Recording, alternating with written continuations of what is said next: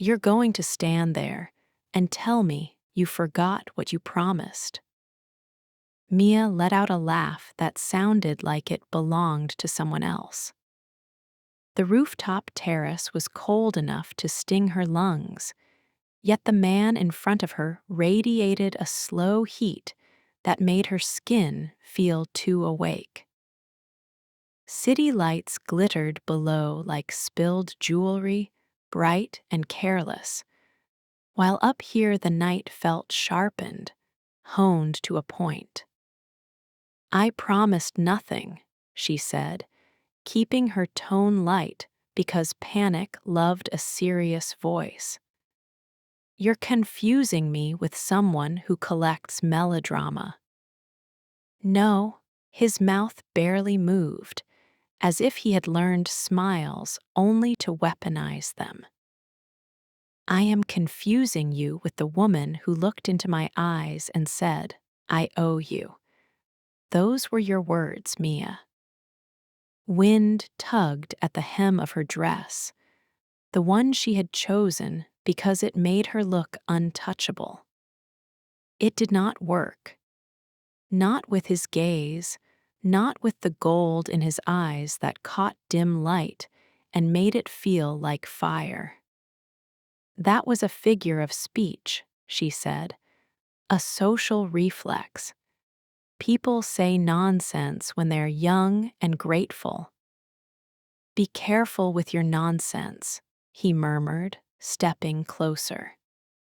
His suit was immaculate, black on black, the kind of perfection that should have made him look like any other rich man at a charity gala. He did not. He moved like a creature that had learned human manners and was deciding, moment by moment, whether to keep them. Werewolves take promises seriously. The word werewolves hit her like a slap. Mia had promised herself she would never flinch at it again. She was married to one. She had sat through those polished dinners where people pretended pack politics were just tradition, as if tradition could not bite. Yet her body remembered the truth, remembered how quickly a smile could become a snarl when a rule was broken. "If you're trying to scare me, it's not working," she said, because pride was an addiction. "Good." His gaze dropped to her mouth in a way that made her want to cover it, then rose again like he owned the map of her face. "Then you can listen without shaking. I have an offer." "I'm not buying anything tonight." "Not buying," he echoed, amused and cruel at once. "You will be taking my protection, my resources, my name if I decide you deserve it, and in exchange you will be mine." Her breath caught. The sentence should have disgusted her. It did, a little, but it also sparked something low and humiliating, a heat that made her angry at herself more than at him. "Excuse me," she managed. "Mistress," he said calmly, like he was naming the weather. "For now, it will keep you alive." Mia stared, trying to find the hidden camera, the punch line, the reason this could not possibly be happening. "You don't even know me." "I know you." His voice didn't rise. It didn't need to. Mia Price, owner of a boutique that pretends it's small so the right women can shop there without being photographed. Wife of Ethan Price, whose smile is charming and whose loyalties are not. And the woman standing between Braxton's heartbeat and a grave. Her blood turned to ice. "What did you say?" "Braxton won't survive what's coming," he replied. unless you stop pretending you are only a bystander. Braxton's name did not belong on this roof.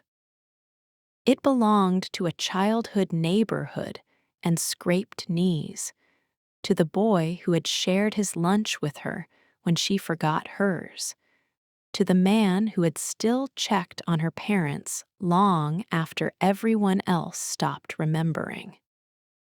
Her vision narrowed. "Who are you?" she whispered, and hated how small it sounded.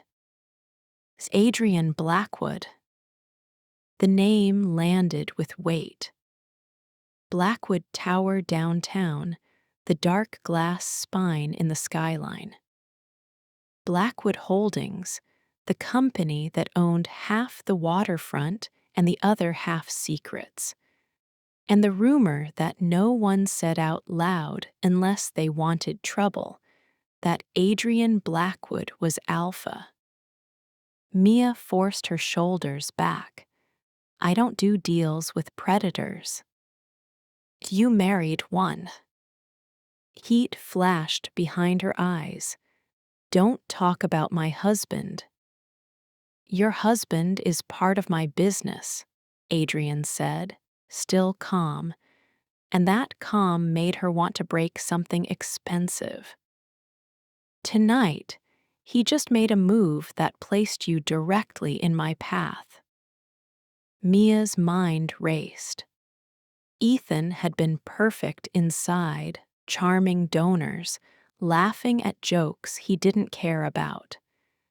She had slipped outside because the room was too tight, too loud, too full of eyes that didn't blink enough.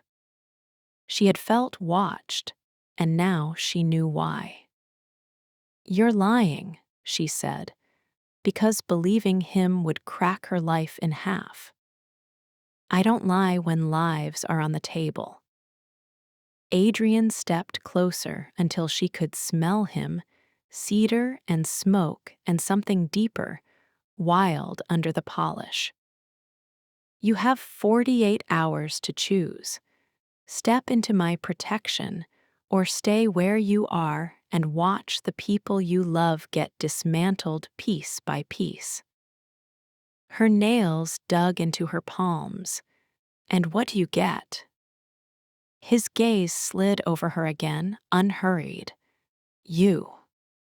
"That's not an answer." "It's the only honest one you'll get tonight." His hand lifted, stopped just short of her cheek, as if touching her was a decision he was delaying for his own control. "There's a war under your city, Mia. Pacts and contracts and old debts. You are standing on a fault line and pretending you can't feel the tremors." Her stomach rolled. Why me?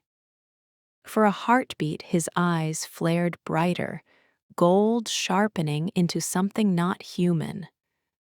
Hunger, recognition, possession. "Because you are the one true love," he said softly. "And because the universe has a sick sense of humor." The phrase struck like a curse. Mia had heard whispers at pack gatherings, women joking too loudly about fate because fear needed a disguise. One true love. The bond that could make a werewolf destroy his own world. "You're insane," she breathed. "Maybe." His smile held no warmth. "Are you jealous, Mia?" The question was so absurd she barked a laugh. "Jealous of whom?" "Your imaginary women." "Of the ones you think I have."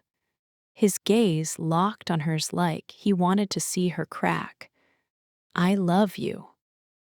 Her laugh died. The world tilted.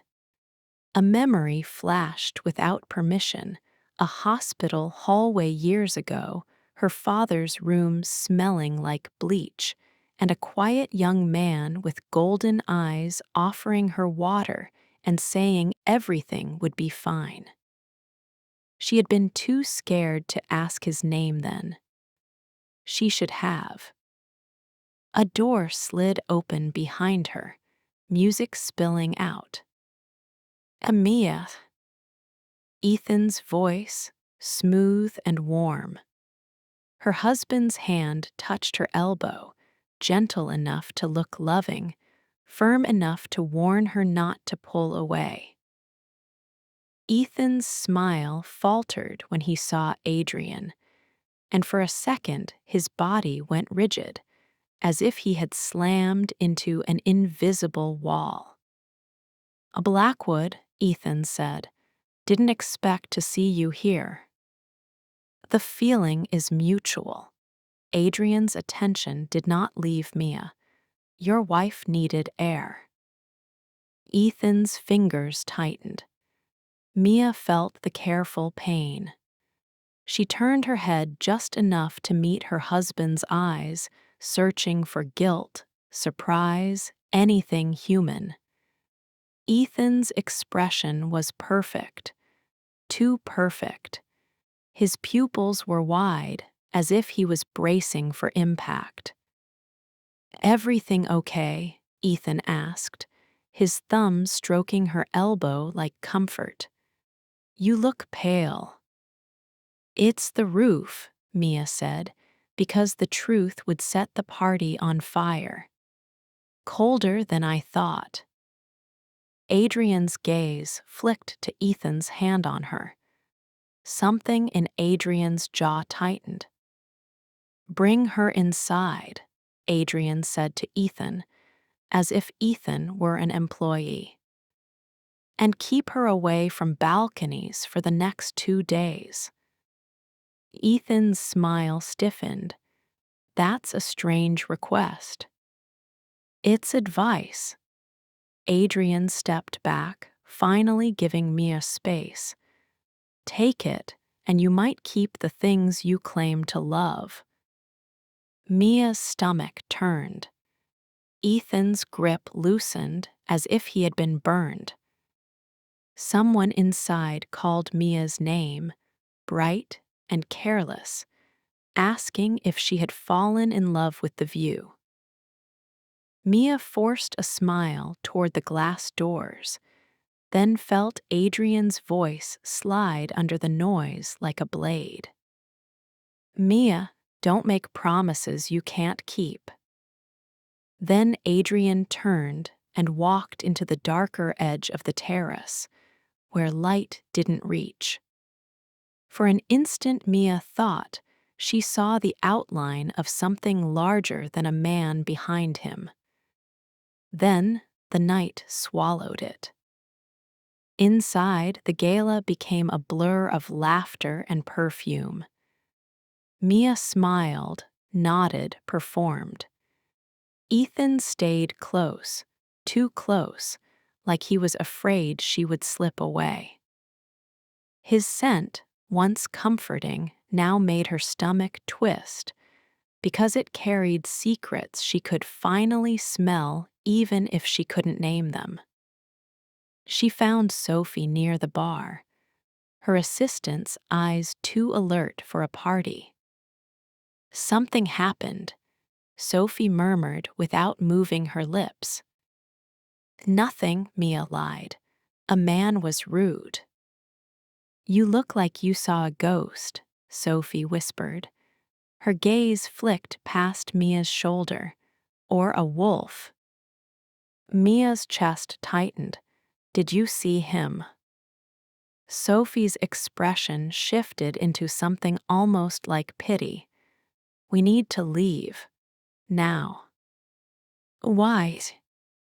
"There's trouble at the boutique." Sophie's voice stayed controlled. "Someone broke in, not just thieves, a pack, a gang of werewolves." The boutique was not just her job.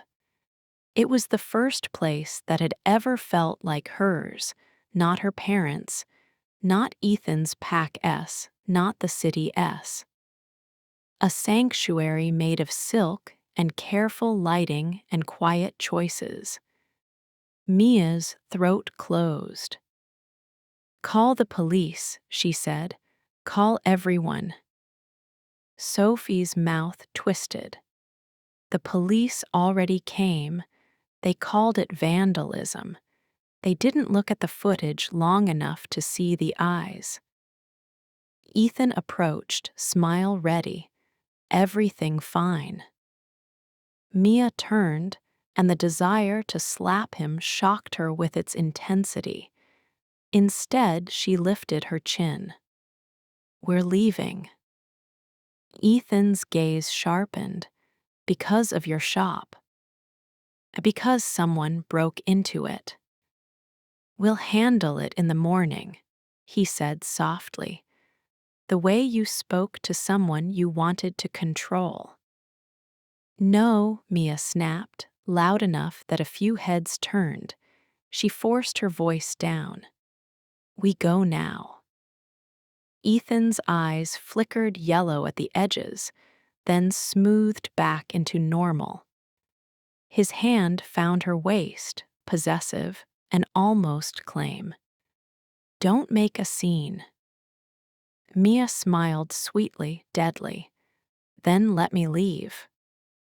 They exited with practiced grace, waving at donors, laughing at parting jokes, pretending nothing was wrong. Outside, the cold air hit Mia like a slap, and she welcomed it because pain was honest. Sophie drove. Mia watched streetlights smear across the window and tried to remember how her life had felt before teeth, before vows that had become a cage. The boutique window was cracked. Glass glittered on the sidewalk like ice. The lock had been ripped apart, not picked. Inside, mannequins lay on their sides like bodies. Dresses hung torn and twisted, ruined in a way that felt personal. "Oh my God," Mia whispered. Ethan walked in like he owned the place, like he was inspecting damage to his property. Sophie hovered near the entrance, scanning the shadows. "This was a message," Ethan said. "To me," Mia replied. Ethan's gaze slid away. "It could be to anyone." "Don't lie," she said, and her voice cracked. Sophie pointed toward the back office. The door was ajar. Mia's stomach clenched as she moved, each step careful, as if the floor might open beneath her. Her safe in the wall was open, not forced, open. Her mouth went dry. "No." Sophie's eyes met hers. What was in there? Mia thought of the folder she kept hidden, the one she had promised herself she would never need. Evidence. A key to ruin someone if she ever had to. It was gone, and the emptiness felt like a hand around her throat. "A key," Mia whispered, "to ruin someone." Ethan's voice was too calm. "Come home." She turned. Why? His perfect charm slipped, just enough to show cold calculation. "Because you're not safe here." Mia laughed, brittle. "I'm not safe anywhere if you're the one opening my safe." Sophie inhaled sharply. Ethan's jaw clenched. "You don't understand," Ethan said. "Then explain," Mia demanded. "Explain Braxton. Explain Blackwood. Explain why my life feels like it was rewritten in the last 10 minutes." Ethan looked, suddenly, like a man caught between two masters. "It's bigger than you," he said, and the tone almost sounded like pleading. "You have to trust me." Trust. Mia had built a marriage on that word. She had worn it like a blindfold because the alternative was loneliness. Now the blindfold smelled like blood. "No," she said. Ethan took a step closer. "Mia." The way he said her name was wrong. Too sharp, too commanding. Sophie shifted nearer to Mia, protective. "She's leaving," Sophie said. "This is not your business," Ethan snapped. "Everything is my business when my boss is being cornered," Sophie replied, fearless. Mia's phone buzzed. Unknown number. Her heart stuttered. She answered without thinking. "You're standing in broken glass," Adrian's voice said. Mia's breath caught. "How do you know?" "Because my men are watching your street." His calm made her want to scream. "Leave, now." Ethan's face changed fast, as if he could hear Adrian through the air. His eyes flashed yellow again. "You called him," Ethan hissed. "He called me," Mia shot back. Adrian's voice continued, low and lethal. "You have 10 minutes before the ones who did this come back. They will come back for you. And if you are with Ethan, they will tear him apart in front of you to make sure you understand the rules." Mia's stomach dropped. "Why?" "Because you are leverage," Adrian said, "and because someone thinks you will break." Mia's gaze flicked to the wreck of her boutique, to Ethan's tense posture like a wolf ready to bite, to Sophie's steady presence. Her life was a rope being pulled from both ends. "Where do I go?" she whispered. "Blackwood Tower," Adrian replied. "If you want your loved ones safe, you come to me." Ethan's voice went flat, dangerous. "Don't." Mia lifted her chin. "You don't get to tell me what to do anymore." She grabbed her coat, hands shaking, and walked out with Sophie. She didn't look back until she was inside the car, doors locked, engine roaring. Only then did she glance through the boutique window. Ethan stood in shattered light, perfectly still, like a statue that had forgotten how to be human. Downtown rose around them like a cage made of glass and money. Blackwood Tower cut the skyline, dark and silent. The lobby was marble and quiet, too clean, as if it did not allow panic to stain it. A woman in a gray suit appeared with polite emptiness. "Ms. Price." Mia's mouth felt numb. "Yes." "This way. Mr. Blackwood is expecting you." Expecting, like he had already decided she would come. Mia followed anyway, because fear had become practical. The elevator rose without sound. When the doors opened, the hallway smelled faintly of rain. The woman led them to a door that looked too simple for this place, and opened it.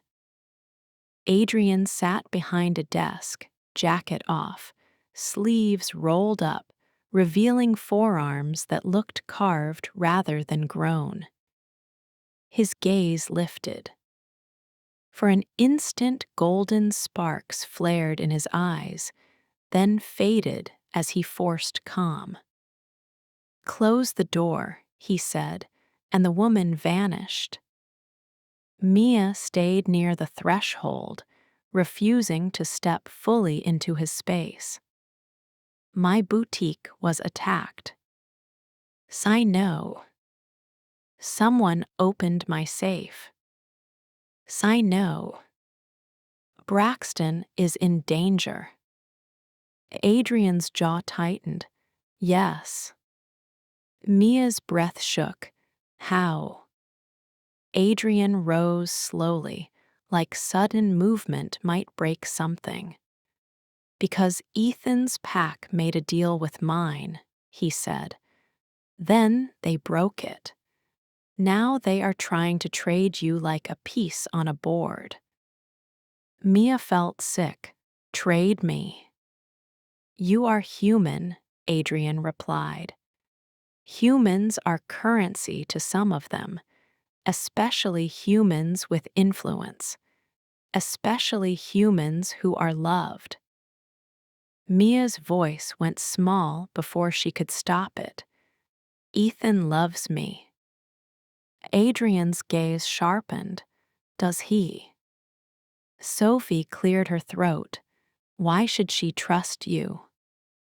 Adrian looked at Sophie like he was measuring her soul, then returned to Mia. Because I am the only one telling her the truth, he said. Mia's heart hammered. You offered to make me your mistress. Adrian's voice lowered, and the air thickened like a storm gathering indoors. I offered to claim you publicly in a way my enemies understand, he said. It would put my mark on you without forcing you into a bond you are not ready to accept. Mia's cheeks heated. Your mark. Words matter. Adrian stepped closer, not touching, yet filling her lungs. You came here. That means you already know you cannot fight this alone. I came for answers, she said, stubborn. You came for protection. She hated that it was true. Adrian's gaze softened a fraction. Sit. Mia stayed standing. No. He exhaled slowly, as if counting to keep control. Fine, then listen. His eyes held hers, unblinking. Braxton witnessed something he should not have, a betrayal, a transfer of territory. Now he is a liability. He's a counselor, Mia whispered. He's not in your world. Your world and mine have been overlapping for years, Adrian said. You just didn't look down. Mia's stomach clenched with sudden memories, small and sharp. Ethan leaving at odd hours. Ethan's phone locked. Ethan casually warning her away from certain neighborhoods as if it was about traffic. What do you want? Mia asked. Adrian stepped closer again, and this time the proximity felt intimate, dangerous. I want you alive, he said. I want you safe. And I want you to stop pretending your body does not respond to mine. Mia's breath caught, furious at herself. You're impossible. I'm a wolf, Adrian murmured. We are not built to be gentle with the things we want. Mia forced steadiness into her voice. If I agree, what happens? You take a leave. 3 weeks, Adrian said. You disappear from your usual places. I assign protection to your parents and to Braxton. You stay where I can reach you. My parents, Mia echoed, fear snapping tight. Someone has already asked about them, he said. The room seemed to narrow. And Ethan. Adrian's jaw flexed. Your husband made choices. That's not an answer. Panic sharpened her words. Is he going to die? If he continues, yes, Adrian replied. Mia's chest tightened until breathing hurt. She stared at the desk, at the faint scratches near the edge like claws had once dug in. You said you love me, she whispered, and the sentence felt like lighting a match in a room full of gas. Adrian's voice came out rough. Yes. Why? His hand lifted, slow, and touched her wrist, light as permission. Heat raced up her arm. Because I have been trying not to for years, he said. Because your scent has always been in my head, even when you wore another man's ring. And because the bond does not care about what is fair. Bond, Mia repeated, throat tight. One true love, he murmured. Mate. Her body betrayed her before her mind could. A pull low in her belly. A softness behind her ribs that felt like hunger tangled with relief. No, she breathed, that's not real. His fingers tightened slightly, not painful, just undeniable. Tell your body. Mia tore her hand free, heart pounding. Don't touch me like that. Like I want you, Adrian said, voice velvet dark. Like I'm yours, Mia snapped. His gaze pinned her. You are not mine yet. Yet the word was a trap. It suggested an ending where resistance was only a delay, where her choices narrowed until she had none. A knock cut through the tension. A woman stepped in with the confidence of someone who had never been told no.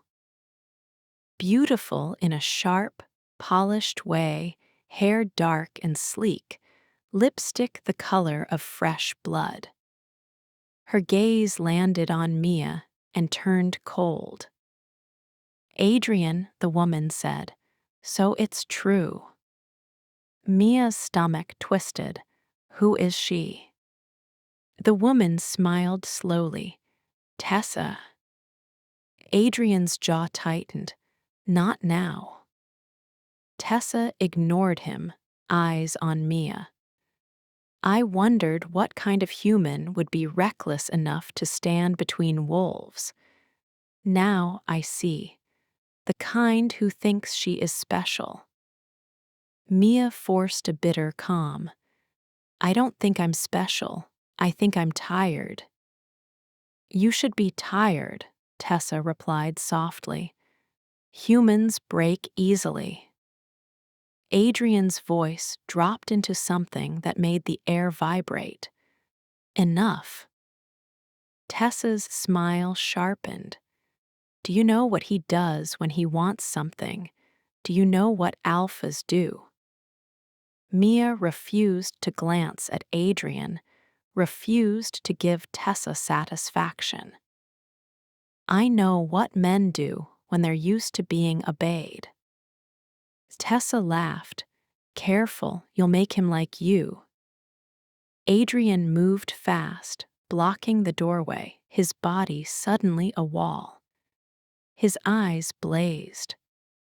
Leave, he told Tessa. Or what, she purred.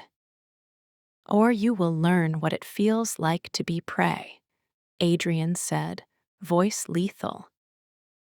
A shiver raced over Mia's skin. It was not human anger. It was older, feral, a promise written in muscle. Tessa's expression faltered, then smoothed. Fine, keep your toy, she said, and the word toy made Mia's skin burn. But the council is watching. You can't hide a human in your tower forever. She left, heels clicking, and the hallway swallowed her. Mia exhaled slowly. Your fiancé. No, Adrian said immediately. Your lovers. No, his gaze cut to her. Do you want it to be yes? Jealousy sparked, sharp and humiliating. Mia hated it. No. Good, Adrian murmured, and something like satisfaction flickered in his eyes. Mia's voice went tight. I can't stay here. You can, he said. You should. I have a life. Your life is being hunted, he replied. Mia swallowed hard. If I take your protection, I want guarantees for my parents, for Braxton, for Sophie. Sophie blinked, startled. Adrian's gaze warmed slightly. You are quick to understand, he said. Yes, they will be protected. And if I refuse the mistress offer, Mia asked, what then? Adrian stepped closer, slower, choosing patience. Then I will still protect you, he said, and it sounded like it cost him something. But you will keep being pulled toward me anyway, and the ones who want you will keep trying. Heat rose in Mia's face, half fear, half longing. Where do I sleep? Not in my bed, Adrian said, and the restraint was almost more dangerous than an invitation. Unless you ask. Do you think I would? Mia challenged. I think you will try not to, he replied. That night, Mia lay in a guest room high above the city, staring at the ceiling while the tower hummed around her. She had showered until her skin was pink, trying to wash off fear, trying to erase the memory of Adrian's wrist under her fingers, the sound of Ethan's voice turning sharp. Nothing left. Panic did not rinse away. Her phone stayed silent. No message from Ethan, no apology, no explanation. The absence felt like a knife. A soft knock came. Mia opened the door to find Adrian in the hallway, hands in his pockets, hair slightly disheveled, as if he had been running his fingers through it. He looked composed, but his eyes were too bright. You should sleep, Mia said, because it was safer than asking why he was here. You smell different, Adrian replied. Different. Sharper, he said, like you're waking up. Mia's skin prickled. That's impossible. Nothing is impossible in my world, he said quietly. What do you want? She asked, voice tight. To make sure you're real, he answered. To make sure you're not bleeding and hiding it. I'm fine, she lied, because lying was easier than vulnerability. His gaze dropped to her hands. You're shaking. It's cold. Liar, he murmured, and it landed like a pet name. His hand lifted and touched her cheek, slow, as if asking permission with every fraction of movement. Mia froze, breath locked. His thumb brushed the corner of her mouth. Soft, he said, and the word made heat flood her. Don't, she whispered. Don't what? He asked, voice rough. Don't want you. You can't say things like that. I can. Mia's heart pounded. She should close the door. She should remember vows and consequences, and the fact that this man had offered to turn her into scandal. Yet Ethan's silence had carved a hollow in her, and Adrian filled it with a tension so intense it felt like gravity. "You're an alpha," Mia whispered. Yes, and I'm human." "For now," Adrian said softly. Her breath caught. "What does that mean?" "It means your scent is changing," he said, jaw tightening. "And it should not, unless someone tampered with you, unless someone is trying to change what you are." Mia's stomach dropped. "Ethan." "Perhaps," Adrian replied, gaze sharpening. Nausea rose. Mia pressed a hand to her stomach. Adrian's hand caught her elbow instantly, steady, warm. "Careful," he murmured. "Breathe." "I can't do this," Mia whispered. "I can't be a pawn." "Then be a blade," Adrian said. "Let me help you." Tears burned behind her eyes. "Why would you help me?" His voice dropped to something almost tender. "Because you were mine before you ever knew my name." "That's not romantic," she breathed. "That's terrifying." "Romance is always terrifying when it's real," he said. Her fingers slid, almost involuntarily, to the front of his shirt, clutching fabric as if he were the only solid thing in a world turning liquid. Adrian went very still. "If I cross this line," he said roughly, "you will not forget it." "I'm not asking you to cross," Mia whispered. "You're pulling me," he replied, not accusing, confessing. His hand slid from her elbow to her waist, pausing, waiting for protest. When she didn't give one, he drew her closer. Heat seeped through fabric, turning her skin awake, making her breath shallow. "Say stop," he murmured. Mia swallowed, then whispered, "Stop." Adrian froze instantly, muscles rigid, eyes burning with restrained violence not at her, at himself. "I meant stop talking," she breathed, voice trembling. "Not this." For a heartbeat, he stared like she had handed him a weapon. Then his mouth covered hers. The kiss was controlled hunger, deliberate, intense, the kind that promised more without taking too much. Mia melted into it, shock giving way to heat, heat giving way to a soft, aching need she had no right to feel. When he pulled back, her lips tingled.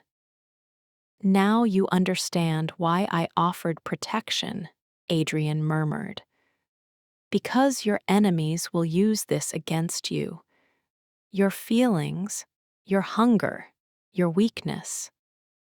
"This is not weakness," Mia said hoarsely. "No," Adrian replied. "It is the most dangerous kind of strength." He stepped away, leaving her swaying in the doorway. "Sleep. Tomorrow we clean up the mess Ethan made." He vanished into the dim hallway. Mia closed the door and leaned against it, shaking, her mouth tasting like him, her heart hurting like it had been cracked open. Morning arrived too bright. Mia dressed in sneakers because she needed to feel like she could run. Coffee burned her tongue and did nothing for her nerves. Sophie arrived with a bag of essentials, and a face that tried to look casual and failed. "How was the tower?" Sophie asked, eyes scanning Mia's mouth, her posture the subtle signs of a night that wasn't just fear. "Quiet," Mia said. "Only quiet," Sophie pressed. "Only quiet," Mia lied, cheeks warming. Sophie's mouth twitched, then she sobered. "Your mother called. She asked why you didn't come home." Mia's stomach tightened. "What did you say?" "That you had a late meeting," Sophie replied. "Mia, we can't lie forever." "I know." Adrian appeared without a sound, like the building had delivered him. He looked painfully composed, hair neat, shirt crisp, as if last night had not happened. Only his eyes betrayed him, bright with something that hadn't cooled. "We have a problem," Adrian said. Mia's heart dropped. "Braxton." Adrian nodded once. He didn't go to work today. Cold flooded Mia's veins. Maybe he's sick. "No," Adrian said, gaze holding hers. "Where is he?" "We don't know yet," he replied. "But we have a lead. A man named Gavin. He transferred from Northbridge University and started volunteering at Braxton's center." Mia frowned. A faint memory surfaced. A handsome man with a clean smile who had come into her boutique asking about scents and silver. "He came to my shop," Mia whispered. Adrian's gaze sharpened. "Did he touch you?" "No." "Did he lean close?" Adrian asked. And the question sounded insane until Mia remembered that in this world, scent was truth and possession. Mia swallowed. "He asked what perfume I wore." Adrian's nostrils flared. His eyes flashed fully gold, then he forced them down. "He's not just a wolf," Adrian said. "He's something else." "What?" Mia asked, dread thick. "A binder," Adrian replied, voice colder. "Someone who can twist instincts, lock a wolf in place, make a man freeze like he hit an invisible wall." Mia remembered Ethan on the rooftop, that unnatural rigidity, her breath caught. "You did that to him." "No," Adrian said, unwavering. Sophie's face went pale. "So someone is controlling him." "Or he thinks he's controlling someone else," Adrian replied. Mia's stomach rolled. She had spent years believing Ethan was the most powerful thing in her life. Now, she saw him as a thread being pulled. "What do we do?" Mia asked, forcing steadiness into her voice because panic was no longer useful. "You will help me lure Gavin," Adrian said. "He wants you. He will come when you call." "Absolutely not," Mia snapped. "Mia." "No," she repeated. "I will not be bait." Adrian stepped closer, and the air thickened with that storm pressure that made her skin hum. "You already are bait," he said. "You just don't like admitting it." "Then find another way." "I would if there was time," he replied. "If you care about me, you won't put me in danger," Mia shot back. "If I care about you," Adrian said, controlled but sharp. I end the threat instead of waiting for it to swallow you. The words hit like a slap.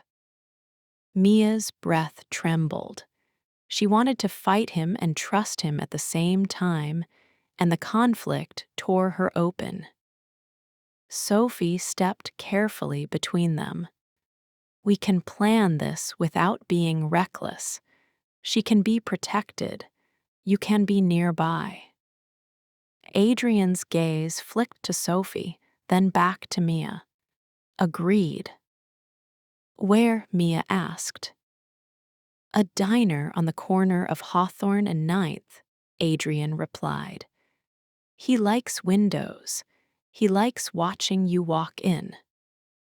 Mia's skin crawled, but Braxton's absence tightened around her throat like a rope. She nodded. An hour later, Mia sat in a booth by the window, hands wrapped around a glass of water she hadn't touched. The diner smelled like coffee and rain on coats. Outside, the city moved on, indifferent. Adrian sat at the counter facing the mirror so he could watch the room without turning. Sophie sat 2 booths away, pretending to scroll her phone, her posture too ready. Minutes passed. Mia watched a couple share fries. She watched an old man fold a newspaper. She tried to convince herself Braxton was fine, that this was paranoia, that she had not stepped into a nightmare. Then the bell over the door chimed. Gavin walked in like he belonged. Handsome, approachable, the kind of face people trusted. His smile was warm. His eyes were too steady, as if something behind them watched rather than saw. He spotted Mia and slid into the booth across from her without asking. Mia, he said, and the way he emphasized her name sent a cold shiver down her spine. You look tired. Long week, she replied, forcing a smile. I heard about your boutique, Gavin said gently. Terrible. Werewolves can be so impulsive. Are you one? Mia asked, because she was done being polite. Not exactly, Gavin replied, smile intact. Where is Braxton? Mia demanded. Gavin leaned forward. Straight to the heart, I like that about you. His voice lowered. Safe for now, that depends on you. What do you want? A choice, he murmured. Stay with your alpha and become a pretty little mark on his wrist, or come with me and learn what you are. Mia's breath caught, what I am. Gavin's eyes flared with a mystic light that made the hair on Mia's arms rise. The diner sounds muffled, as if water filled her ears. Her vision narrowed. You feel it, Gavin whispered. Something waking in your blood. Ethan tried to keep it asleep.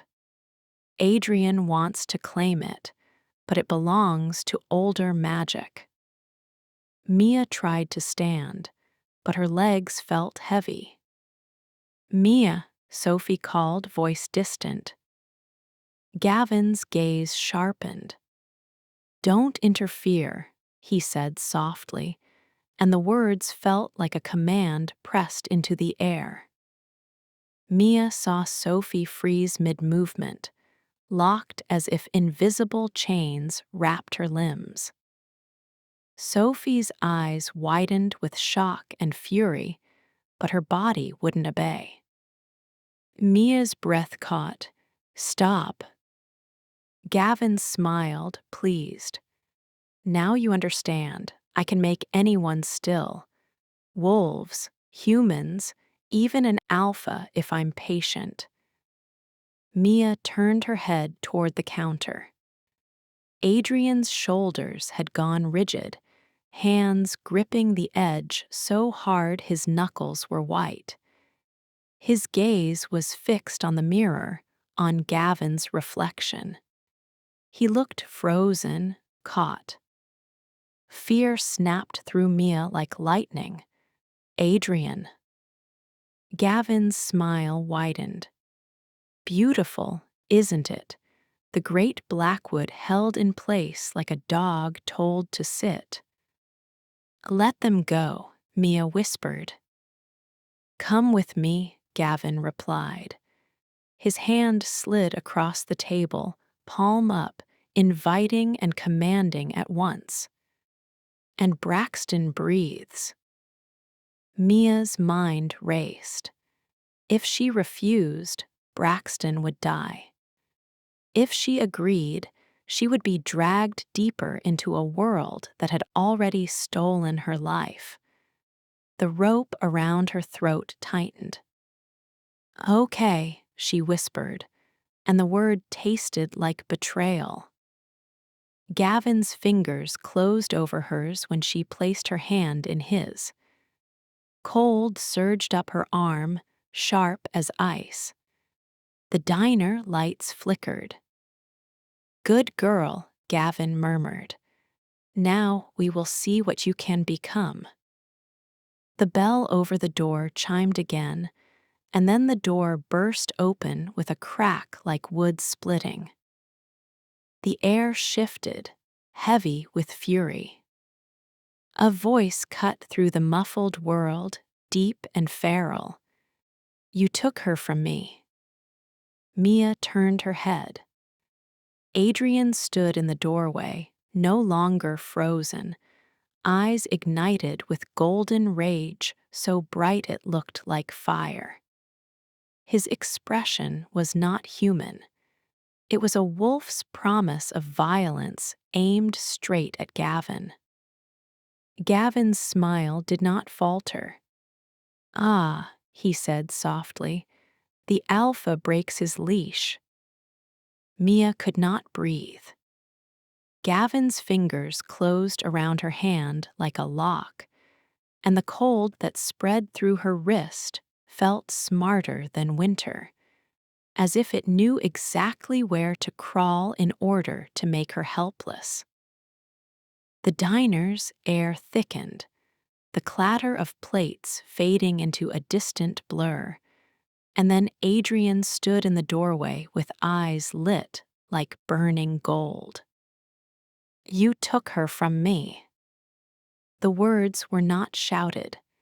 They were worse than that, spoken with the certainty of a creature that did not bluff.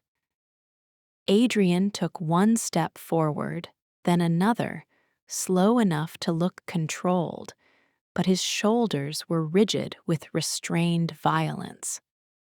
People in the diner turned, confused by the sudden shift in the air. A few flinched without knowing why. Gavin's smile did not falter. He did not even look alarmed. He looked pleased, as if this was the scene he had paid for and it was finally arriving on stage. Ah, the alpha breaks his leash. Adrian's gaze cut to Mia's hand in Gavin's. Something dangerous moved through his expression, not jealousy, not rage alone, but recognition, like a bond pulling tight in his chest until it hurt. Let her go. Gavin's eyes flicked to the mirror behind the counter, the place where Adrian's reflection trembled, then steadied. Gavin's mouth curved, confident. You should sit down, Blackwood. I do not enjoy repeating myself. Adrian kept walking. The diner lights flickered again, and for an instant Mia felt pressure inside her skull, like invisible fingers pressing gently behind her eyes. Adrian's stride faltered, his jaw tightening as if his body was being ordered to stop. His hands curled, then unclenched, knuckles whitening. The binder's magic was trying to fold him in half, to make an alpha obey like a trained animal. Mia's throat went tight with panic. Sophie was still frozen 2 booths away, eyes wide, lips pressed together in furious silence. Adrian's body trembled as he fought the invisible force. Gavin leaned closer to Mia, voice low and intimate, like he was whispering a secret meant to sound like affection. Do you feel how strong he is? Do you feel how satisfying it will be to watch him kneel? Your choice is still open, Mia. Come with me, and he lives. Stay with him, and I snap his will like a twig. Mia's heart hammered so hard it made her ribs ache. She tried to pull her hand away.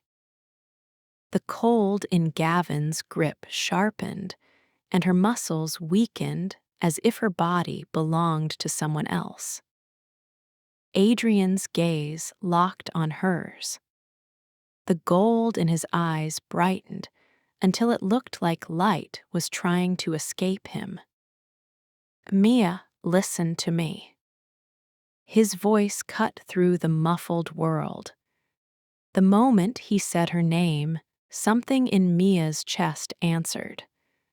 Not a thought, not a decision. A pull, deep and ancient, like the part of her that had been asleep was waking up because it recognized him. Mia, breathe. The leash is not stronger than you. She did not understand how he could say that, but the bond in his gaze insisted it was true. Mia inhaled, shaking. The air tasted of coffee and rain and fear. Then she felt it again, that strange pressure in her blood Gavin had mentioned, the waking. It was not a wolf inside her. Not exactly. It was a heat under her skin, a pulse that did not match her heartbeat, a second rhythm that had been quiet for years. Gavin smiled at the subtle change in her face. There she is, the old magic. Ethan kept you sedated, and you never even noticed. Sweet little human wife, drinking her tea, wearing her pretty jewelry, unaware she was a key. Ethan, the name struck like a slap. Mia's mind flashed to the gold bracelet she had found, to the way Ethan sometimes insisted on vitamins, on calming drops when she was anxious, on routines that felt loving until they felt controlling. Her stomach churned. What am I? Gavin's eyes gleamed. Something the council cannot control unless they own you. Something alphas cannot resist unless they cage you. You are a breaker, Mia. A bloodline that can snap bonds, bind wolves, rewrite instincts. Not by force, by nature. Adrian's face tightened like the words hurt him. He is lying. Gavin's smile widened. He is afraid. Mia's breath trembled. She looked at Adrian, at the way he was fighting to take one more step, at the way his shoulders shook with contained power, and she realized something terrifying. The binder's magic was real, but Adrian was still moving. Mia's gaze dropped to her own hand. The cold in Gavin's fingers was a command, an order that tried to make her small. The waking heat in her blood pushed back, hesitant, like a creature stretching after a long sleep. She did not have time to be brave. Braxton was somewhere, alive or dying, and Sophie could not move, and Adrian was being forced to fight with half his strength. Mia focused on one thought, sharp as a needle. To know. The heat in her blood surged, not outward like lightning, but inward like a flame fed by air. Her palm tingled, her wrist burned. Gavin's grip suddenly felt less like steel and more like skin. His eyes widened for the first time. Interesting. Mia tightened her fingers around his hand instead of trying to escape. The decision felt insane, but it gave her leverage, contact, a line between them. She poured that waking heat toward the point where he held her, toward the cold knot of his magic, and she imagined it cracking like ice. Gavin's smile twitched. Careful, you do not know what you are doing. Mia swallowed hard. I know what it feels like to be controlled. The heat in her blood flared brighter. Her skin warmed. The cold in Gavin's grip stuttered, then snapped like a thread pulled too tight. The diner sounds rushed back, plates clinking, someone laughing too loudly at a joke, the world returning in a jarring wave. Sophie gasped as her body unlocked. She stood so fast her booth rattled. Adrian took a full step forward, freed. The air around him shifted, heavy and electric, and every instinct in Mia screamed that a predator had just been released. Gavin's eyes narrowed, the mystic light sharpening. So you can break. Good. That means you can bind too. Adrian moved. It was not a human lunge. It was a blur of muscle and intent.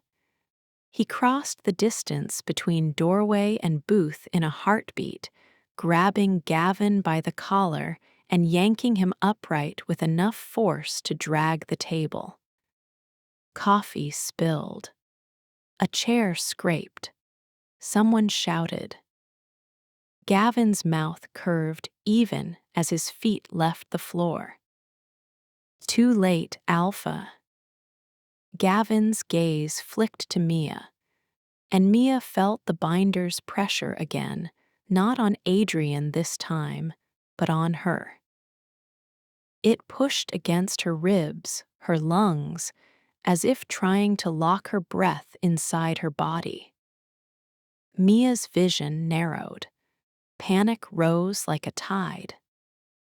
Adrian's voice cut through it, rough and intimate. Look at me. Mia forced her eyes to Adrian's. The gold in his gaze steadied her, like hands on her face, like a promise that she was not alone in her own skin. Breathe, you are not his. Mia inhaled, shaking. The heat in her blood answered again, stronger now, as if Adrian's command had given it permission. The binder's pressure cracked. Mia drew in air and tasted freedom. Sophie grabbed Mia's arm. We have to get out. Now they are watching. Mia's head snapped up. Through the diner windows, a dark SUV had stopped at the curb. Two men inside watched the scene with stillness that did not belong to normal people. Not humans, Mia realized. Wolves or something close? Gavin smiled at Mia over Adrian's shoulder, even as Adrian pinned him against the wall by the throat. You see, you cannot hide behind him.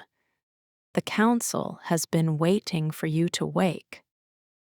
Council, Tess's words came back like a warning. The council is watching. Adrian's jaw clenched. He did not break Gavin's throat, though Mia felt he wanted to. He seemed to make a decision, fast and brutal. Sophie, take her. Sophie nodded, eyes fierce. She pulled Mia toward the door. Mia fought to twist back. Braxton. Gavin laughed softly, the sound full of poison. If you run, he dies. Adrian's eyes flashed. Say where he is. Gavin's smile sharpened. You cannot make me. Mia felt the heat in her blood coil again, restless. She did not fully understand it, but she understood one thing. Contact mattered. Intention mattered. She stepped back toward Gavin despite Sophie's grip. Sophie hissed. Mia, no.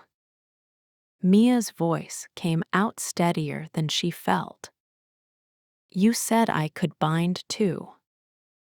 Gavin's eyes glittered with curiosity. Show me.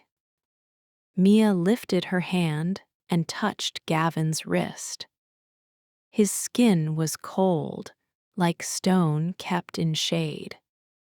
She closed her eyes for half a second and reached inward, toward that second rhythm in her blood, the waking pulse, then pushed it outward through her palm like breath.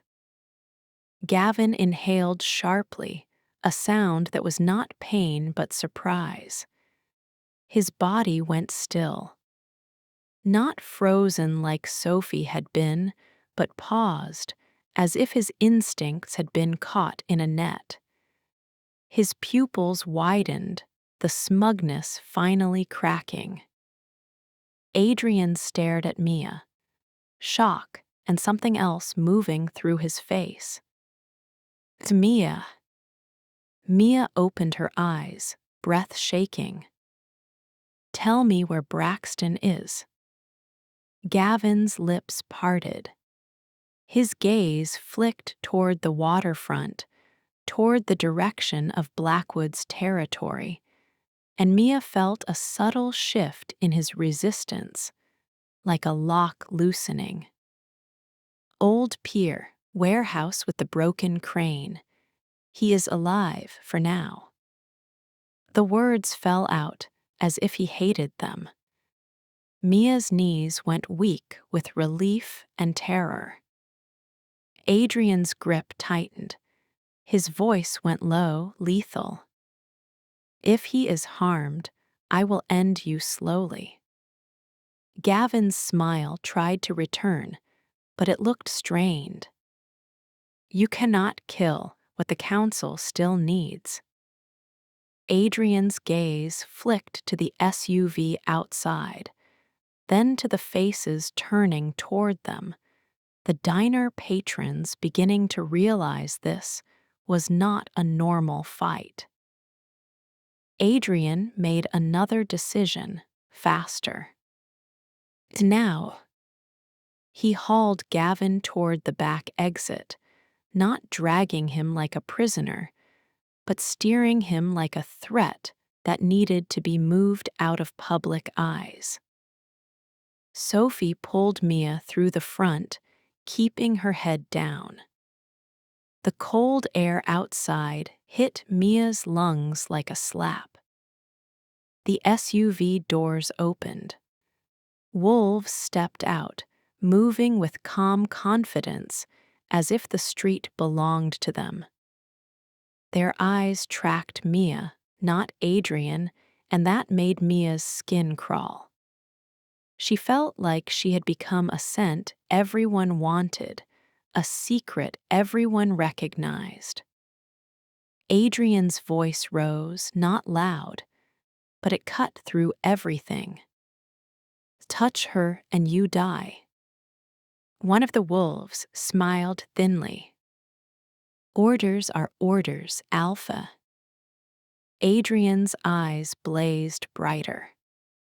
He released Gavin, who stumbled but did not fall, and Adrian stepped into the street like a wall made of muscle and rage. Mia's heart lurched. Adrian, no. Adrian did not look back. Get in the car. A black sedan pulled up as if summoned. A driver Mia had never seen kept his gaze forward, hands steady on the wheel. Sophie shoved the back door open and pushed Mia inside, climbing in after her. Mia looked through the window. Adrian stood alone against 3 wolves and Gavin's calm presence, and for an instant Mia saw something shift in Adrian's posture, a subtle lowering, the way a predator prepares to become a different shape. Not fully, not yet, but the promise was there. The driver accelerated. Mia twisted, pressing her palm to the glass. It's Adrian. The Bond answered, not with words, but with sensation. A warm pressure behind her ribs, like a hand holding her steady, like a promise that he would follow. The city blurred into streaks. Sophie's breathing was too fast. Mia's fingers clenched the seat. Where are we going? Sophie swallowed. Blackwood Tower, then the pier. We get Braxton. We do it before the council decides you are theirs. Mia's throat tightened. What about Adrian? Sophie's eyes flicked to Mia, sharp. He will survive. He is an alpha, but do not confuse survival with safety. He will burn half the city if he thinks it will keep you alive. Mia's heart twisted in a way she hated and craved at once. At the tower, everything moved with terrifying efficiency. Adrian's people, wolves and humans, Mia could not tell which at first, ushered her through private corridors. Someone placed a phone in her hand. Someone pressed a glass of water to her lips. Mia drank without tasting. A man in a gray suit spoke quickly. Your parents are already under watch. 2 on the house, 1 on the street. No one approaches without being seen. Relief hit Mia so hard her eyes stung. Thank you. The man nodded once, like gratitude was unnecessary. Sophie pulled Mia toward an elevator. We do not wait for Adrian. If he is delayed, we still move. Braxton's location will not stay safe long. Mia hesitated. I am not leaving him. Sophie's mouth tightened. You are not a chain around his ankle. You are the reason he breathes right now. Do not waste what he bought you. The elevator doors closed. Mia's stomach churned with the implication. Bought. Mistress. A mate. A key. A breaker. The words tangled until her thoughts felt like a knot. The car ride to the waterfront was silent except for the rain starting again, light at first, then heavier, the city turning slick and reflective. Mia watched the dark water and tried not to imagine Braxton terrified and alone. They stopped near an old industrial pier where the streetlights were sparse, and the buildings looked abandoned enough to hide 1,000 sins. A warehouse stood near a broken crane, exactly as Gavin had said. The air smelled of salt and rust. Sophie grabbed Mia's hand. "Stay close. If you feel that heat again, do not panic. Use it." Mia swallowed. "I do not know how." Sophie's gaze softened, just slightly. "Neither did I, the first time something woke in me." Mia stared. "What did you just say?" Sophie did not answer. She signaled to two men who moved ahead like shadows. They slipped inside through a side door. Darkness swallowed them, broken by slats of moonlight through high windows. Mia's pulse hammered. The warehouse smelled of damp wood, oil, and something metallic that made her stomach twist.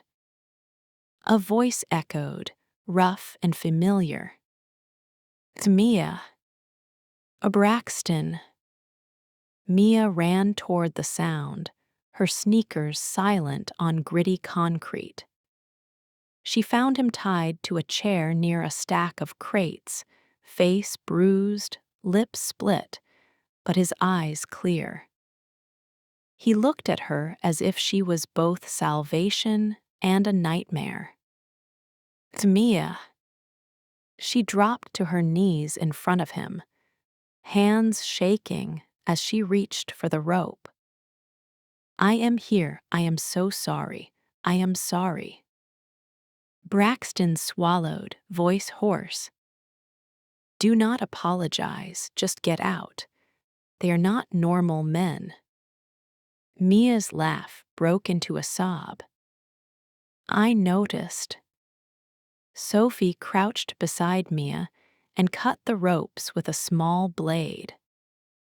Braxton winced as feeling returned to his arms. Braxton's gaze flicked to Sophie, then back to Mia, confused. "Who is she?" "My assistant," Mia said, "and right now my guardian angel." Sophie snorted softly, then went still, head tilting as if listening to something beyond human range. "They are coming." Mia's blood turned cold. "Already." Braxton tried to stand, wobbling. Mia grabbed his arm and steadied him. His skin felt feverish. "We have to move," Sophie whispered. They started toward the side exit, but the warehouse doors at the far end groaned open. A line of figures stepped in, silhouettes against streetlight. Wolves. Not in full beast form, but not fully human either, their posture too predatory, their eyes catching light like coins. And behind them, in a clean coat that looked absurd in this filth, Ethan Price walked in. Mia's world tilted. "Oh, Ethan." Braxton stiffened. "That is your husband." Mia's throat tightened. Ethan's face looked pale, drawn, his charm stripped away. His gaze landed on Mia and did not soften. It sharpened with something like desperation. "You should not have come here." Mia's voice shook with fury. "You kidnapped him." Ethan's jaw flexed. "I did not. Do not assume you understand. Sophie stepped forward, blade held low. Then explain quickly. The wolves behind Ethan spread slightly, surrounding. Mia's skin prickled. Braxton's grip tightened on Mia's arm, protective even while injured. Ethan's eyes flicked over Braxton. He saw too much. The council demanded him as proof of loyalty. They demanded you too, but you were not awake yet. You were only a rumor. Mia felt her stomach drop. So you married me to deliver me. Ethan flinched, as if she had struck him. No. The word came out raw. Ethan took a step forward, hands open in a gesture that might have been pleading if his wolves were not closing in. I married you because I was told it would hide you. Hide me. Mia's mind raced. From who? Ethan's gaze flicked to the wolves behind him, then to the high windows. From Blackwood, from the council, from everyone. You were not supposed to wake. You were supposed to live a human life. And yes, I used what I had to keep you quiet. The bracelet, the drops, the routines, it was not kindness. It was a cage. But it was a cage with soft walls, Mia. I thought it was better than what they would do to you. Mia's breath came out broken. You drugged me. Ethan's face twisted. I sedated the magic in your blood. I am not proud. But you do not know what the council does to women like you. They do not let you love. They do not let you choose. They make you into a tool, then they break you when you stop being useful. Braxton's voice rose, strained. Ethan, I heard them. I heard wolves talking about a breaker. I did not understand, but I heard enough to know you were lying to her. Ethan's eyes flashed, then dulled. I was lying to keep her alive.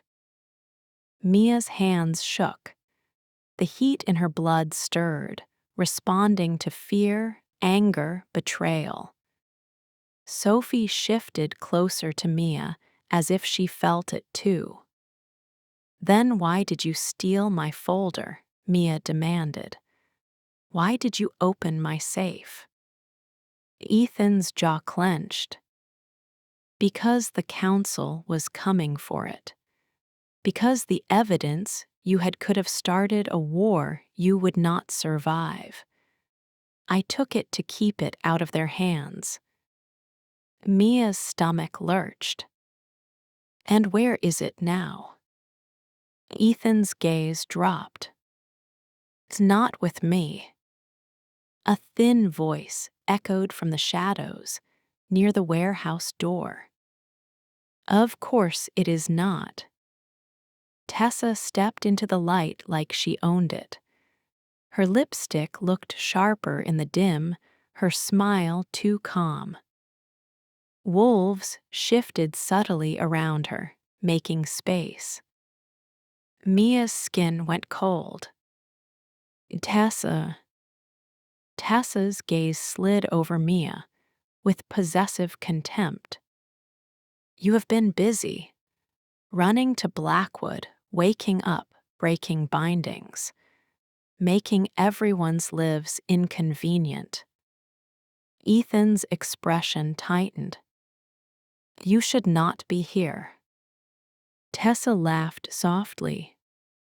Do not tell me where I should be, Ethan. You have failed every task you were given. Mia's heart pounded. You are counsel. Tessa's smile deepened. I am council adjacent, she said, as if that was a joke. I serve what serves the Pax.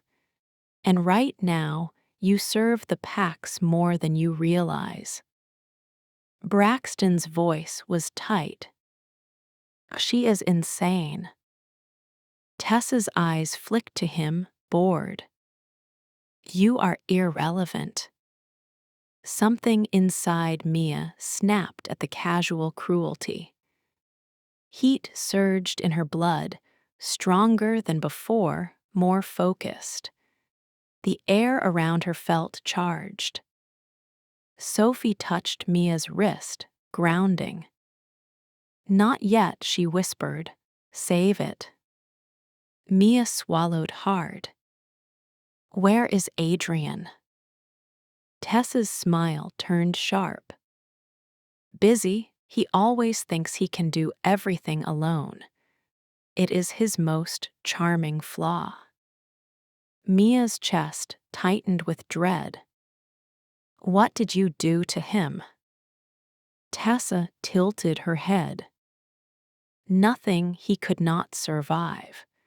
But surviving is not the same as winning, is it? Ethan took a step toward Mia, voice urgent, eyes bright with something raw. Mia, listen.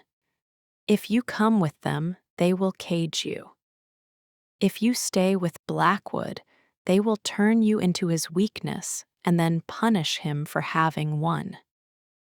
Mia stared at him. So what do you want? For me to run, alone? Ethan's throat worked. Yes, run, leave the city, leave all of us. I can give you money, documents. You disappear and you never wake fully. Mia's laugh was bitter. You still want to sedate me. Because waking means war, Ethan said, voice cracking. Waking means the council will not stop. Tessa's smile widened. He is not wrong about that part. Mia looked at Braxton, at his bruised face, at the fear he tried to hide so she would not crumble. She looked at Sophie, whose eyes were too steady, too knowing. She looked at Ethan, the man she had married, who had loved her in his own twisted way and had still put a cage on her. And she thought of Adrian's eyes, of the way he had said you are not his, not like a claim, but like a rescue. Mia's voice steadied. I am done being moved, like a piece on your board. Tessa sighed, as if disappointed. Then we do it the hard way. The wolves stepped forward. Mia felt the heat in her blood surge, not chaotic now, but shaped by intention. She lifted her hand, palm outward, and the air seemed to thicken between her and the wolves, like invisible water resisting their movement. Their steps slowed. Their eyes widened. One of them snarled under his breath, confused by his own body hesitating. Braxton stared at Mia, stunned. Mia. I do not know what this is, Mia whispered, fear and power tangling. But I am tired of being afraid. Tessa's gaze sharpened with interest.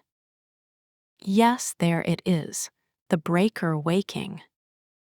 Sophie moved beside Mia, and in that moment, Mia understood what Sophie had meant earlier. Sophie's presence felt like a second current in the air, subtle, trained. Sophie raised her hand, fingers forming a small shape, not a symbol in the air, but a posture, a practiced intention. The wolves hesitated harder, like their instincts hit a wall. Tessa's mouth tightened. So the little assistant is not little at all. Sophie's voice was calm, almost bored. You picked the wrong boutique to target. Mia's breath caught. Sophie, what are you? Sophie did not look away from the wolves. Later, a deep growl rolled through the warehouse, vibrating the metal beams. The wolves nearest the door flinched. Someone moved in the shadows with speed that made the air snap. Adrian stepped into the light. His shirt was torn at the shoulder. A thin line of blood traced his collarbone. His eyes burned gold, brighter than Mia had ever seen, but his posture was controlled, restrained by will. He looked at Mia like he had been searching for her breath by breath. Then his gaze cut to Ethan. For a heartbeat, the silence felt like the entire building held its breath. Adrian's voice came out low. You brought her here. Ethan's jaw clenched. I came to get her out. Adrian's laugh was not amused. Out, you mean away. You mean back into a cage you can pretend is love. Ethan's eyes flashed yellow. You do not know what you are dealing with, Blackwood. Adrian took one step forward. The wolves moved instinctively, then hesitated under the pressure of Mia and Sophie's combined resistance. Adrian's gaze slid to Tessa. Council dog. Tessa's smile turned cold. Alpha who cannot follow rules. Adrian's expression sharpened. Rules are for weak men who need permission to exist. Tessa's eyes gleamed. And yet, you exist because the council allows it. Adrian's gaze did not flinch. Try to disallow me. The air between them felt like a storm about to break. Mia's blood heat surged harder, responding to Adrian's presence like it recognized him as an anchor. The pull behind her ribs tightened, intimate and terrifying. Adrian's voice softened slightly, only for Mia. Get behind me. Mia swallowed. No, I am not hiding. Adrian's gaze flicked to her, a flash of pride and fear. Then stand with me. Mia stepped closer to him, not touching, but near enough to feel the heat of his body, to smell rain and smoke and wolf beneath the blood. Braxton stayed at her other side, wobbling but upright. Sophie held the line like a blade. Tessa's expression cooled.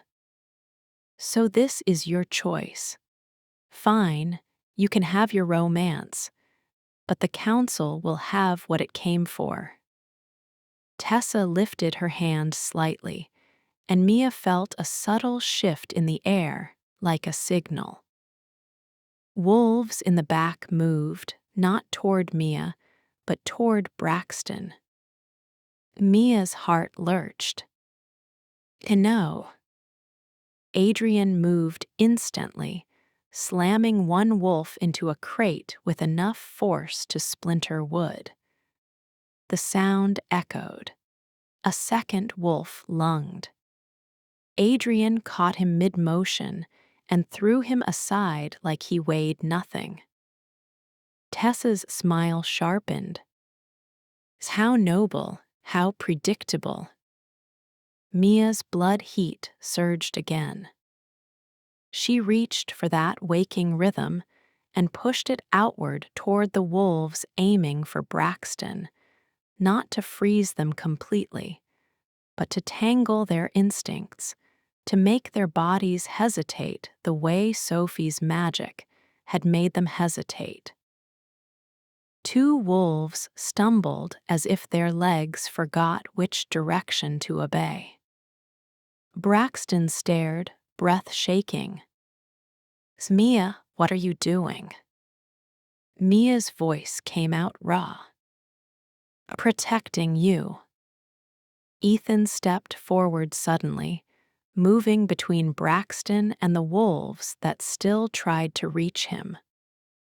For an instant, Ethan's body took on that faintly altered posture, not fully shifted, but enough that Mia saw what she had pretended not to see for years.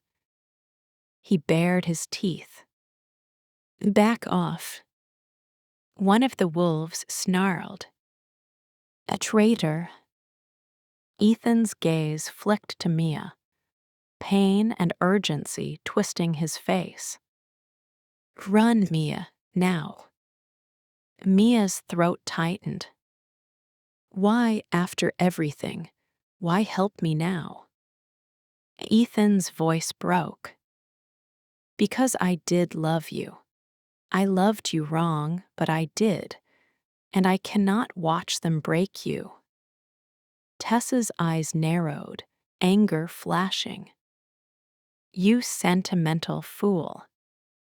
Tessa lifted her hand higher, and Mia felt a pressure in her skull again, a different kind of binding, broader, not aimed at Adrian this time, but at the room. The air thickened. Mia's limbs felt heavier. Braxton swayed. Sophie's face tightened as she pushed back. Adrian growled, the sound vibrating through Mia's bones. "Tessa." Tessa's smile turned feral. "You think the mate bond makes you invincible. It makes you easy to manipulate. Your instincts scream protect her. Mine scream use her. Guess which one wins when the council decides." Mia's blood heat flared hot enough that she felt sweat on her palms. The pressure in her skull cracked, not fully, but enough that she could breathe. She realized something with sudden clarity. Tessa was not just watching. She was testing.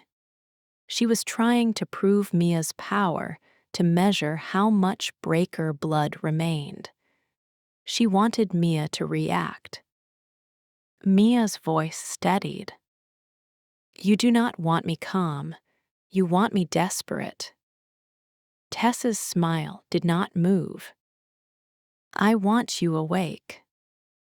Mia took a slow breath. She looked at Adrian, at the way his body trembled with the urge to tear the entire room apart, and she understood another terrifying thing. If he lost control, the council would use it. They would call him unstable. They would justify stripping his territory. They would call it order. Mia stepped closer to Adrian until her shoulder brushed his arm. The contact was brief, electric. Adrian's gaze flicked to her, hungry and pained. Mia spoke softly. "Trust me." Adrian's jaw flexed. "Mia, this is not your fight." Mia's laugh came out thin. "It became my fight when you said my name like it belonged to you." Adrian's eyes burned, then softened a fraction. He did not move away. Mia turned to Tessa. "You want proof I am a tool. Fine, I will prove something else." Mia lifted her hand toward the air between Tessa and Ethan, between council pressure and pack instinct. She reached inward toward that second rhythm and did not push it outward like a strike. She pulled it inward like a thread, gathering it, shaping it. Then she spoke one word, not loud, not dramatic, but absolute. Enough. The air snapped. It was subtle, like the moment before thunder. Then the wolves hesitating around them suddenly stopped fighting their own bodies. Not because they were bound, but because their aggression drained as if someone had reached into their instincts and turned the volume down. Their shoulders lowered. Their snarls died into confused breaths. Tessa's smile vanished. "What did you do?" Mia's breath shook. "I do not know, but I know this. I am not your weapon." Tessa's gaze sharpened with something like fear, quickly masked by anger. "You cannot pacify a pack. That is not breaker magic." Sophie's voice was cool. "It is lunar magic." Mia stared at Sophie, shock ripping through her. Sophie exhaled sharply, as if she had been avoiding this moment. "Your mother asked you once why she never asked werewolves for help," Sophie said to Mia. "You remember. She did not ask because your family was never supposed to be in wolf politics at all. Your bloodline is older than pack councils. Your grandmother ran, your mother hid. Ethan tried to cage it. Blackwood tried to deny it. The council wants it." Mia's throat tightened. "How do you know this?" Sophie's gaze flicked to Tessa. "Because I used to work for people like her.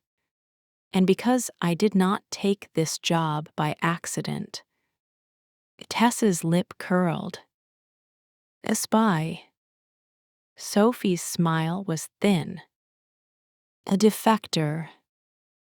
Adrian's gaze cut to Sophie, then to Mia, then back to Tessa. His voice was low. "You have been playing with her life." Tessa lifted her chin. "We have been protecting the packs from chaos. From girls who can bend instincts and call it love." Mia felt her stomach twist. "So you think I am dangerous, because I can make wolves stop wanting to kill?" Tessa's eyes narrowed. "I think you are dangerous, because you can make an alpha choose you over his pack." Adrian's body went still. The words landed like a direct strike at his deepest fear. Mia turned her face toward him, voice soft. "It's Adrian." Adrian's gaze held hers, gold burning. His voice came out rough. "Do not ask me to choose." Mia's heart clenched. "I am not asking you to abandon anyone. I am asking you to stop letting them tell you that love is weakness." Tessa's laugh was sharp. How sweet." Ethan stepped forward again, eyes bright with urgency. "Tessa, stop." Tessa's gaze snapped to Ethan. "You are finished." Ethan's jaw clenched. "Then finish me later. Mia does not belong to you. She does not belong to Blackwood. She belongs to herself." The warehouse fell into a strange stillness, the wolves confused by the sudden lack of aggression. Rain tapped the roof like impatient fingers. Tessa's gaze slid back to Mia. Her smile returned, colder than before. This ends one way, Mia. You come to the council willingly, and we teach you control. Or you keep playing house with your alpha until you lose control and hurt someone you love. Then the council takes you anyway, and everyone calls it mercy.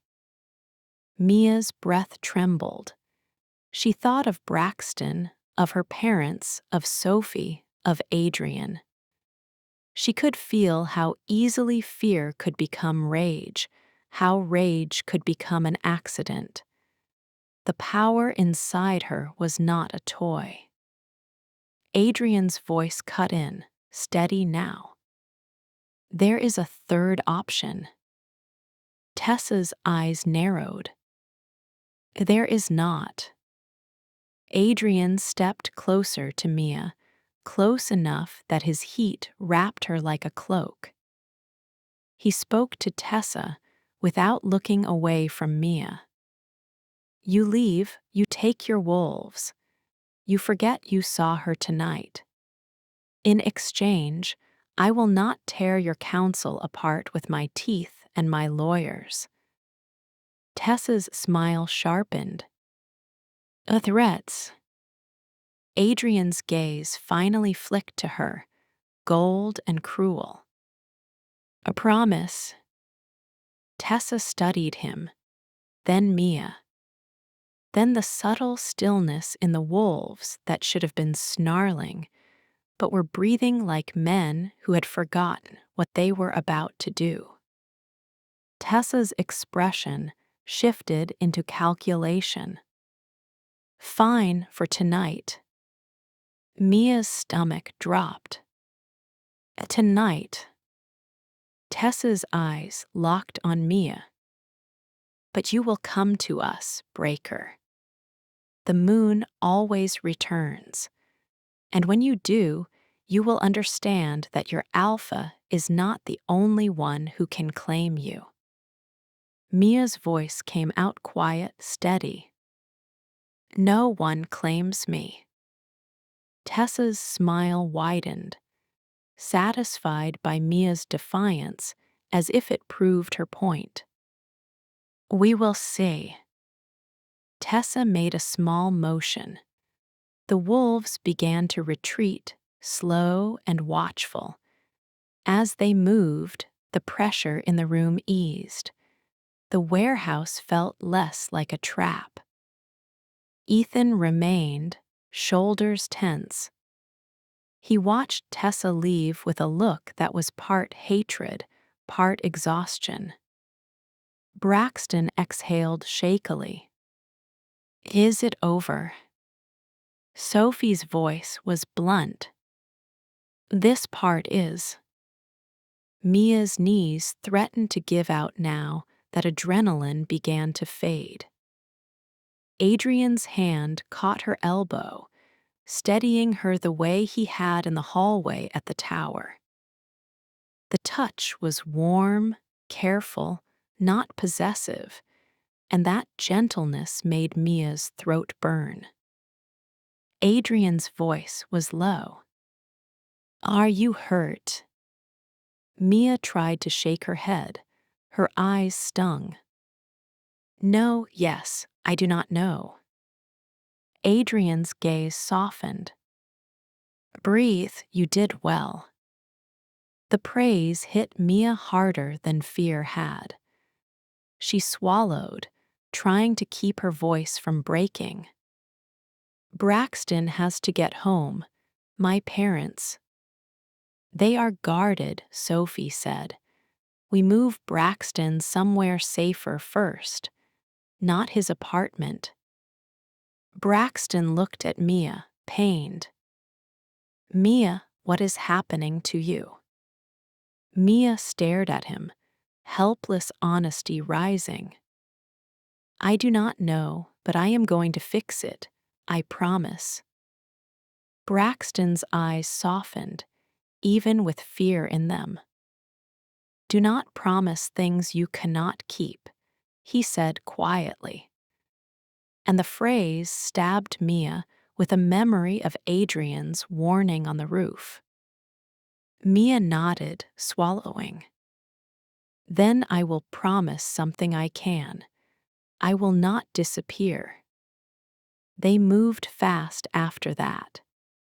Sophie drove Braxton to a secure apartment under Blackwood protection, ignoring his protests. Mia called her mother from the back seat with shaking hands and forced a calm voice, telling her there had been a work emergency, that she was safe, that she loved them. Her mother's voice trembled with worry, but the familiar sound steadied Mia like a rope to reality. Back at the tower, the city looked different through the glass walls, darker, sharper, full of hidden rules. Mia stood in a private room with low light and quiet. Adrian closed the door behind them, and the silence suddenly felt intimate in a way that made Mia's skin warm. Mia turned to him. "Why did you come? How did you find us?" Adrian's gaze held hers. "Because the bond pulled like a hook in my ribs. Because when you broke his binding in the diner, I felt it. It was like you reached across the city and grabbed my throat and said live." Mia's breath caught. "That is not romantic," she whispered, echoing herself. Adrian stepped closer, slow. "It is the only kind of romance I know. The kind that hurts." Mia's throat tightened. She looked at the torn shoulder of his shirt, the thin line of blood at his collarbone. "You are bleeding." Adrian's mouth curved faintly. "I have bled worse. Wolves heal." Mia lifted her hand, hesitated, then touched the edge of his torn fabric. The contact sent heat through her. Adrian went still as if her fingers were a command. Mia's voice turned quiet. "Ethan said he married me to hide me." Adrian's eyes darkened. "He married you to cage you, even if he told himself it was protection." Mia's chest hurt. "And you, what do you want?" Adrian's jaw flexed, honesty moving like a bruise. "I want you safe. I want you near me. I want to put my name on you so no one dares touch you. I want to pull you into my bed and keep you there until your fear forgets how to breathe." Mia's cheeks heated, pulse jumping. The words were dangerous, but they were not explicit, not crude. They were hunger wrapped in restraint. Mia whispered, "And if I do not want to be your mistress?" Adrian's gaze softened. "Then do not be." That offer was a shield I could raise quickly, not the life I want for you. Mia stared. "What life do you want for me?" Adrian's voice lowered. "One where you choose me freely. One where you are not traded, not threatened, not sedated. One where you do not have to pretend you are small to survive." Mia's throat burned. She wanted to believe him. She also feared the weight of that kind of love. Mia's voice trembled. "The council will come back." Adrian nodded once. "Ah, yes." Mia swallowed. "And the magic in my blood." Adrian's gaze held hers steady. We will learn it. Sophie knows more than she pretended. I know enough to keep you alive. And you will learn control because you are not a child. You are not a tool. Mia's breath shuddered. I am terrified that I will hurt someone. Adrian stepped closer until there was only a breath between them. Then you will not be alone when you feel it rising. You will call me, and I will anchor you. You will call Sophie, and she will teach you. And if you need to scream, you will scream in my territory where no one will mistake it for weakness. Mia's eyes stung. You are making this sound simple. Adrian's mouth curved, sad. It is not simple. It is only possible. Mia's hands shook. She lifted them and placed them lightly on his chest. Adrian's heartbeat was slow and powerful under her palms, steady enough to calm her own. Mia whispered, "Oh, Ethan." Adrian's gaze darkened. He is still your husband. Mia swallowed. It's not anymore. The words felt like glass breaking inside her, sharp and clean at once. She had clung to the idea of Ethan because it was familiar. Now familiarity tasted like sedation and lies. Adrian exhaled, slow. He will not die tonight, because you do not want that on your conscience. But he will not be near you without my permission. Mia's voice went tight. I do not want him dead. I want him honest. Adrian's gaze softened. Then you will get your honesty, and you will decide what to do with it.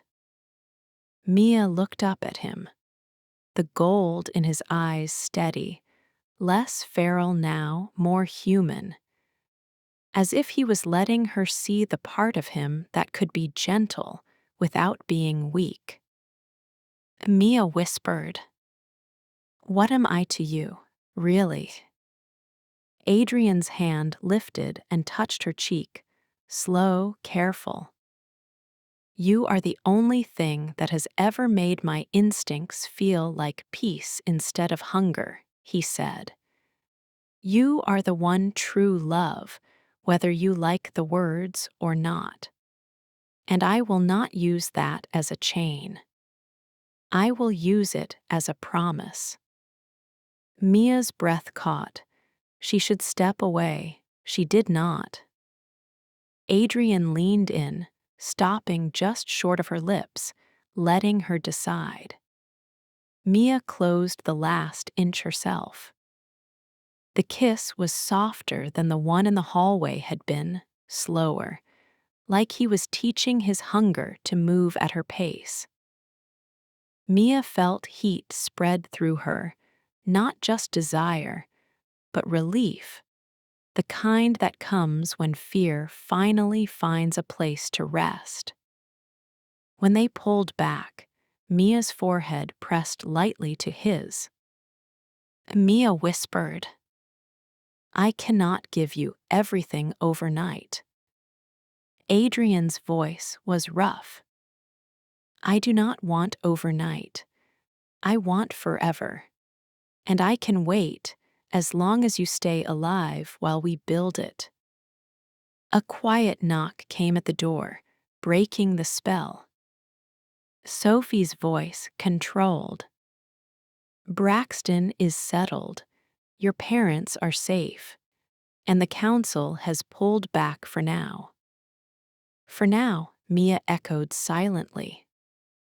Adrian's hand slid down to Mia's wrist, thumb resting over her pulse like he could feel her life, and refused to let it slip away.